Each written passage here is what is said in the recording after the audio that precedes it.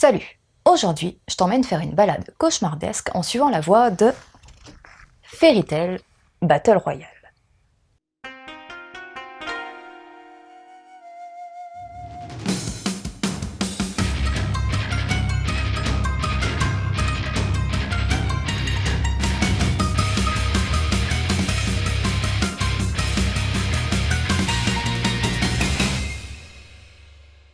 Il était une fois une jeune fille nommée Aoba, 15 ans, qui était harcelée par ses camarades au lycée. Un de ses professeurs s'inquiète un peu, mais n'a pas l'air de faire grand-chose pour que cela change. Aoba reste donc dans son coin, et attend les moments où elle peut aller s'évader à la bibliothèque. La lecture lui permet de s'évader de la réalité, et son conte favori n'est autre que Alice au pays des merveilles.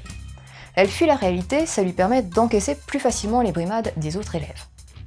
Un jour, Aoba trouve un contrat qui lui propose de réaliser un vœu et de devenir Alice en échange. Contrat qu'elle remplit sans trop y croire. Son souhait est de devenir amie avec les autres élèves.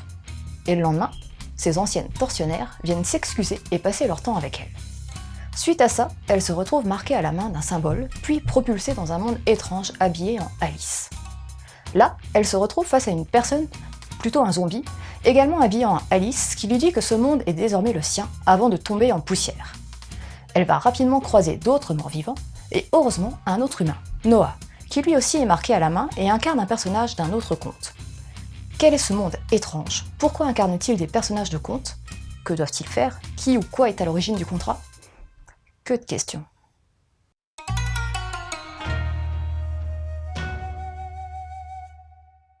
Sorao Ina utilise un découpage de cases assez posé et rectiligne, avec quelques débordements de cases pour mettre en avant certains persos et certaines actions. D'autres planches, plus rares, avec des cases obliques, seront plus intenses et reflèteront une certaine tension dans l'histoire. Les décors sont réalistes, et l'aspect crayonné sur certaines planches accentue l'atmosphère inquiétante dans le monde des contes.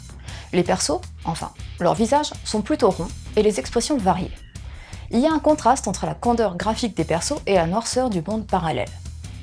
La patte graphique de la mangaka est légère, c'est bien réalisé et soigné. La couverture, identique à la japonaise, met en avant Aoba incarnant Alice, contrainte de se battre. L'édition est simple, de bonne facture, avec les premières pages en couleur et des bonus en fin de volume. Un chapitre spécial, des présentations de persos et des croquis.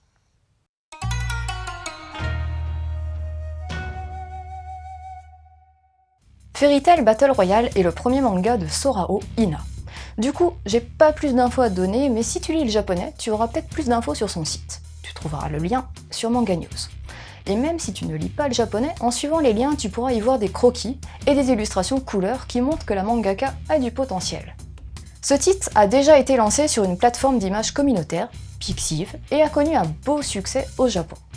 En voyant la couverture, tu vas sûrement te dire « Encore un titre exploitant l'univers d'Alice, on en voit plein. » Ou alors totalement l'inverse, « Youpi, Alice !» Bref, ça c'est avant de te plonger dedans. Certes, l'héroïne incarne Alice dans le monde des contes, mais chaque humain va incarner un protagoniste de contes divers et variés. Il y a donc de quoi faire, et perso, ça me plaît bien tous ces clins d'œil aux contes. Ce manga est à classer dans le genre survival. Ce premier tome pose les bases, donc ne t'attends pas à une effusion de combat tout de suite. Pour ça, il te faudra être patient. Tu as ici la présentation de l'héroïne et de Noah qu'Aoba va rencontrer dans ce monde étrange. De retour à la réalité, elle aura d'ailleurs une bonne surprise concernant l'identité de ce jeune homme. L'entrée en matière est assez classique. Aoba est victime de harcèlement scolaire, elle se réfugie dans les bouquins, et hop, un événement déclencheur, le contrat arrive.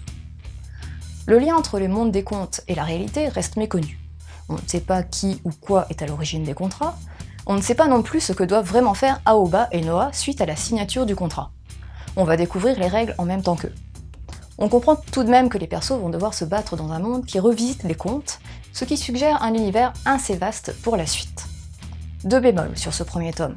Déjà, il est un peu trop court, 140 pages environ, le reste des pages étant consacré aux bonus. Ça fait toujours plaisir d'avoir des bonus, mais pas au détriment de l'exploration de l'univers, qui est en train de s'installer doucement. Les chapitres spéciaux, c'est mieux quand l'univers est un peu plus posé et qu'on connaît mieux les persos, non?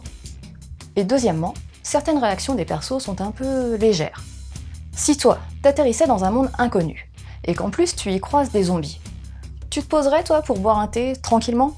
Je suis pas sûre que ça soit la meilleure option. Heureusement, ça se passe pas comme ça tout le long. Ce premier tome est introductif. Peut-être un peu trop, mais il est soigné graphiquement et ouvre de beaux axes scénaristiques qui n'attendent qu'à être développés.